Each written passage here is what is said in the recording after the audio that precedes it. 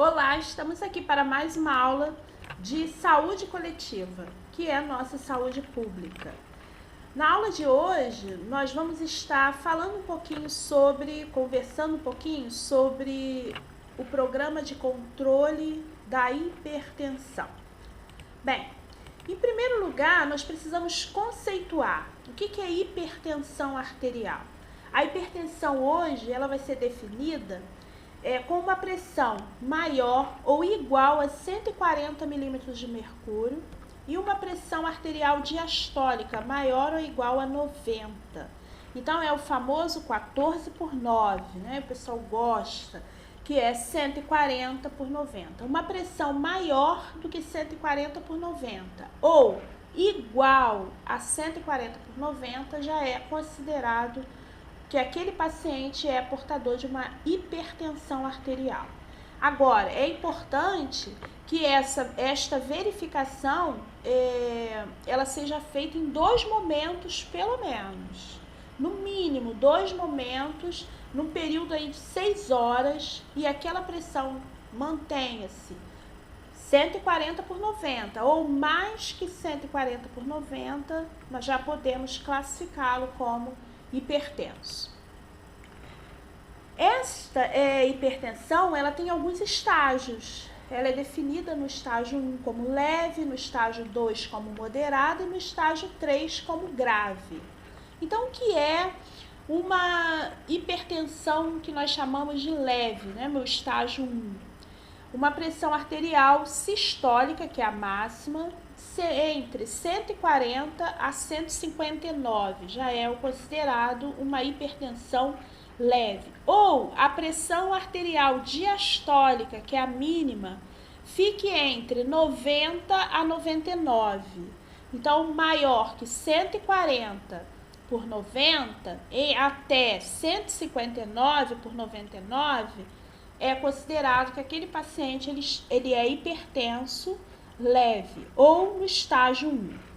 O hipertenso moderado é aquele que a PA fica entre 160 e 179 na máxima e 100 a 109 na mínima. Então, neste padrão aqui já é considerado então que aquele paciente é o hipertenso, tem uma hipertensão moderada.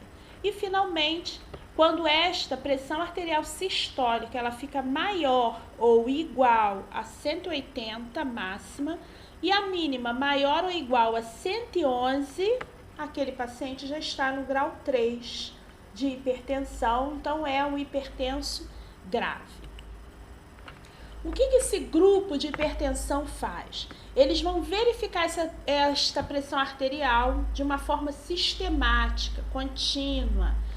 Entrega de medicação, as consultas médicas são agendadas por este grupo, a consulta de enfermagem, que é feita pelo enfermeiro, atividade física, orientação nutricional e psicológica e o trabalho de grupo. Este trabalho de grupo aqui ele é muito importante porque a gente precisa conscientizar aquelas pessoas que elas precisam ter uma mudança aí do hábito de vida. Então, o grupo de hipertensão, ele cuida daquele paciente como um todo, ok? Da mesma forma, nós vamos ter um outro programa, que é o programa de controle e prevenção da diabetes. O que é diabetes? Diabetes ele é um grupo de doenças que se caracterizam por uma hiperglicemia associada a complicações. Essas complicações elas podem ser por disfunções ou insuficiência de vários órgãos, especialmente olhos, rins, nervos, cérebro, coração, vasos sanguíneos. Então, ela não se limita apenas a um aumento da glicemia, ela acaba causando complicações nos demais órgãos que a gente viu aqui.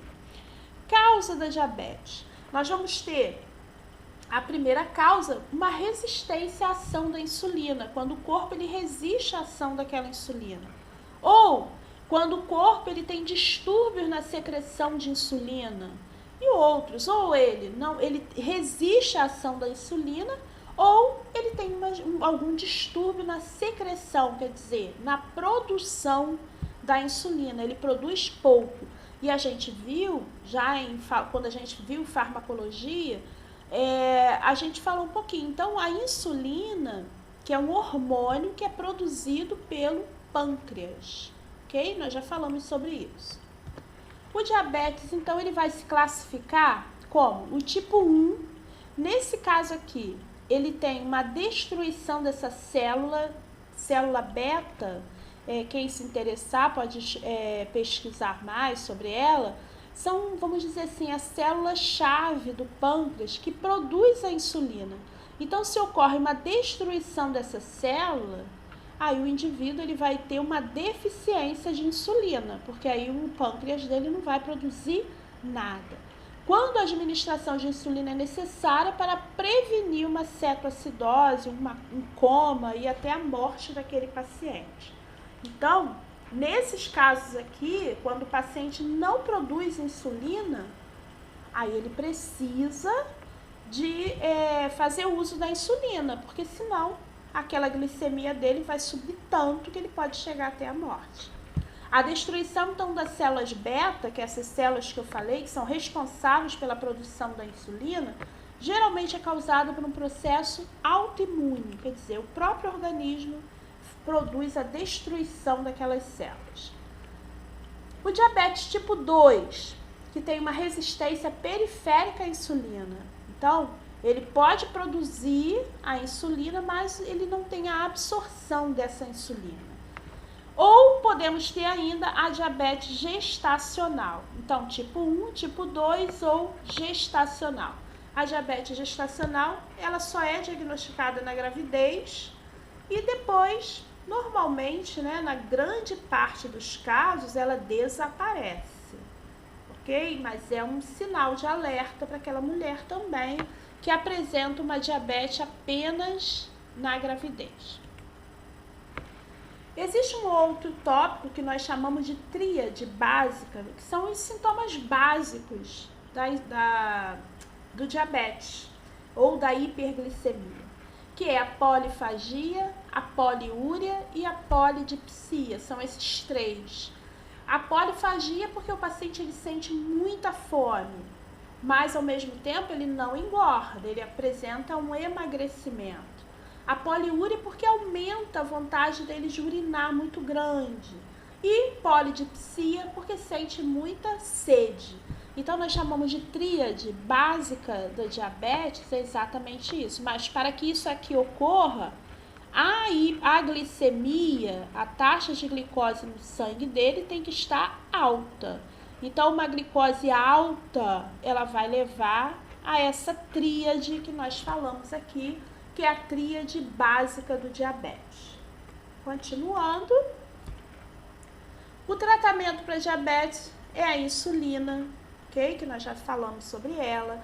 Podemos ter também os hipoglicemiantes orais, aqueles medicamentos que são usados para diminuir a glicose por via oral. E mudanças positivas no estilo de vida, alimentares, atividade física, isso daqui também vai contar bastante, porque aquele paciente ele precisa de ter, né, uma orientação adequada, ele precisa seguir aquelas orientações, uma dieta, porque às vezes a pessoa acha que está diabético e se ele comer muita fruta que não vai fazer mal, não posso comer açúcar, mas posso comer bastante frutas. Mas aí a fruta também tem muito açúcar, então ele tem que ter um acompanhamento nutricional também, porque isso daí é importante para ele. O terceiro programa de hoje é o programa de saúde, de ações na saúde do idoso, que nós vamos também falar um pouquinho. O que é uma pessoa idosa, né? Hoje, na legislação brasileira, a partir de 60 anos, então com 60 anos ou mais, ele já é considerado uma pessoa idosa, ok? E aí, para ele ter esse acesso ao atendimento, ele precisa comprovar a idade, mostrar um documento com foto, isso daí é importante, para ele ter acesso a todas as ações que são feitas, principalmente nos postos de saúde, à pessoa idosa. Diretrizes para o cuidado das pessoas idosas no SUS, né? Estamos falando aqui do SUS.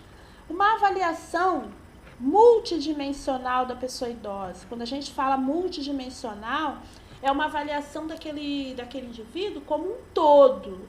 Não apenas a doença, não apenas se ele é hipertenso, se ele é diabético, mas uma visão no geral dele.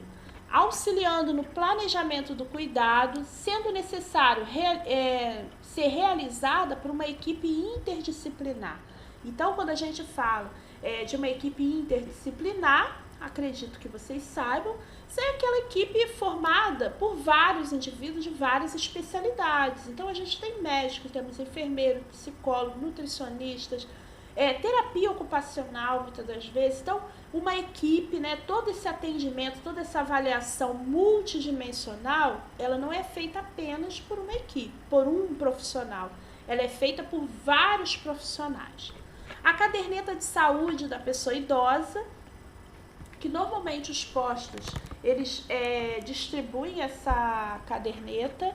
O caderno de atenção básica, que é o número 19, que fala da pessoa idosa, eu vou disponibilizar, eu vou colocar um link para vocês lá no aplicativo do caderno de atenção básica número 19, e a capacitação dos profissionais. Tudo isso daqui vai auxiliar no conhecimento da vulnerabilidade daquele grupo populacional. Então, não tem como se avaliar um indivíduo na primeira vez que ele vai lá, né? Eu olho para ele e já vi que ele é hipertenso, que ele é desnutrido, que ele está mal cuidado. Não. Tudo isso daqui, a caderneta dele vai mostrar para mim, o caderno de atenção básica, a capacitação dos profissionais, tudo isso vai mostrar para mim como é aquele indivíduo em um todo. Não apenas aquela pessoa que eu estou vendo ali no momento, mas toda a atenção voltada para aquele paciente. Aqui a gente está vendo a caderneta de saúde, né, da pessoa idosa. É como se fosse uma caderneta de uma criança que a gente tem, que a gente coloca todas as vacinas, todas as orientações necessárias. Para o idoso também é a mesma coisa. E aqui é o caderno, né, que eu vou colocar para vocês, o caderno de atenção básica para a pessoa idosa. Profissionais de saúde, né? Esse daqui eu achei interessante, colei aqui no slide para vocês. Profissionais de saúde, algumas situações que podem sugerir uma violência contra a pessoa idosa. A fuga do contato físico do cuidador, então aquele indivíduo que fugiu, que saiu escondido e procurou um posto de saúde, esse daí é um paciente que a gente pode ficar ligado nele, procurar saber por quê, o que aconteceu, qual foi a causa. Visitas frequentes ao médico devido à piora de uma doença crônica em tratamento. Se aquela visita, uma doença crônica, quando a gente fala em doenças crônicas, não são doenças que a gente tem que estar indo todo dia no médico, com uma frequência muito grande, porque ela é controlada, existem medicamentos e a gente vai controlando adequadamente aquilo ali. Se está ocorrendo um descontrole daquele atendimento, significa que tem algo errado ali naquele cuidado. Lesões físicas, então, isso tudo a gente observa no primeiro contato com o paciente. Se ele tem lesões, né, se ele tem algum machucado, alguma coisa que chame a atenção da equipe, a gente precisa ficar alerta. Desidratação, desnutrição, difíceis de ser explicadas. Então, por que aquele paciente está tão emagrecido? Por que ele está com a pele tão desidratada? Não adianta o indivíduo falar para mim, ele bebe bastante água, não, tá bem. Mas não, a pele do paciente mostra pra gente que ele está desidratado. A diferença entre história contada pela pessoa e a contada por um familiar. Um fala uma coisa e ele fala outra, então a gente também tem que ficar ligado. E o descuido com a higiene. Aquele paciente sujo, aquele paciente que está mostrando com lesões, com feridas na pele, isso significa um descuido do paciente. Então, para isso tudo, devemos ficar atentos. Nem sempre, eu achei interessante esse detalhe aqui, nem sempre a violência deixa marcas visíveis. Às vezes você precisa procurar, precisa investigar para poder a gente chegar a uma conclusão. Atenção à violência contra a pessoa idosa, né? Existem formas de violência contra a pessoa idosa que são diversas, tipo uma negligência, uma autoagressão, uma violência sexual, um abandono, uma violência psicológica, física, econômico. Muitas das vezes, às vezes é o filho, é alguém que acaba pegando o dinheiro dela e deixando ela numa situação que ela não pode nem comprar o remédio, mas o próprio paciente vai falar para você. O próprio paciente, ele conta o que está acontecendo. Então, isso daqui são motivos para a gente ficar alerta e lembrar que a lei, ela ampara esse idoso e ele precisa ser cuidado também. E a autonegligência, ok? Então, caso, né, você esteja sofrendo ou conheça alguém que sofra com alguma forma de violência, a gente colocou aqui, ó, tem aqui um número que se deve ligar, porque isso, lembrando que o idoso, ele está amparado pela lei. Então, isso daqui é importante a gente fazer jus desse problema, fazer jus desse direito.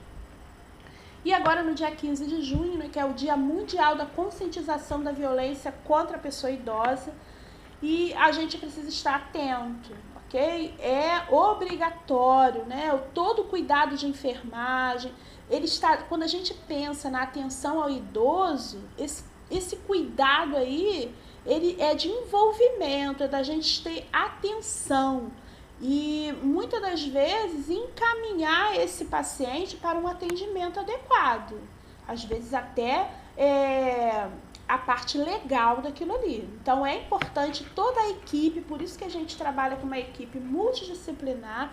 Quando um observa, deve ser passado adiante e todos devem tomar uma decisão, seja qual for, mas é importante, né, a equipe estar envolvida no caso. E Programa da Saúde da Criança, é um outro programa que a gente encontra também na área da saúde pública. Vamos lá. O objetivo, né, dessa política nacional de atenção integral à saúde da criança é promover e proteger a saúde da criança e o aleitamento materno. Abrange os cuidados com a criança desde os 9 anos de idade, ok? E visa a redução da morbimortalidade, quer dizer, da mortalidade e da morbidade. Morbidade é a quantidade de doenças que podem ocorrer com aquela criança, e a mortalidade a gente já sabe. Em um ambiente facilitador à vida, com condições dignas de existência e pleno desenvolvimento. Só frisando aqui que esse atendimento integral à saúde da criança, ela vai desde a gestação até aos 9 anos de idade, ok? Então, ele cobre toda essa faixa etária aí que vai até os 9 anos. Existe aqui 7 eixos estratégicos desse programa aí nacional. A atenção humanizada e qualificada à gestação, ao parto, ao nascimento e ao recém-nascido, o aleitamento materno, a alimentação complementar saudável, a promoção e o acompanhamento do crescimento e do desenvolvimento integral, atenção integral a crianças com agravos prevalentes na infância, com doenças crônicas, atenção integral a crianças em situação de violências, prevenção de acidente e promoção da cultura de paz, atenção a crianças, a saúde de crianças com deficiência ou situações específicas de vulnerabilidade, vigilância e prevenção do óbito infantil, fetal e materno. Então, quando a gente fala, né, em o programa nacional de atenção integral à saúde da criança, é todo aquele acompanhamento da criança, desde a gestação até os 9 anos, e aí a gente viu aqui que esses eixos estratégicos que regem aí esse plano, eles devem ser cumpridos, né? E cabe a gente, como profissionais de saúde, fazê-los cumprir, ok? aceitar, procurar, investigar, cuidar, tudo isso daí faz parte, né, da equipe multidisciplinar e nós, profissionais de enfermagem, estamos envolvidos nesta movimentações aí que a gente encontra. Ações que são desenvolvidas dentro da saúde pública. O atendimento pré-natal, incluindo aí todos os exames, a imunização, o acompanhamento do crescimento e desenvolvimento, o teste do pezinho, o controle da desnutrição, o incentivo ao aleitamento materno, tudo isto que nós falamos faz parte desse controle. Então, nós vimos na aula de hoje que existe, então, o programa de hipertensão, o programa de diabetes, o programa de cuidado ao idoso, que nós já falamos, a criança. Então, tudo isso, quem escolhe, né, o caminho aí da saúde pública, vocês precisam se aprofundar mais, entender como funciona, para poder fazer cumprir esse estatuto, fazer cumprir esse programa, esse cuidado, tudo isso daí faz parte da nossa função como profissional de saúde, ok? Vou dar uma paradinha e vou voltar na segunda parte dessa aula, porque ainda não acabou, tá bom? Até já!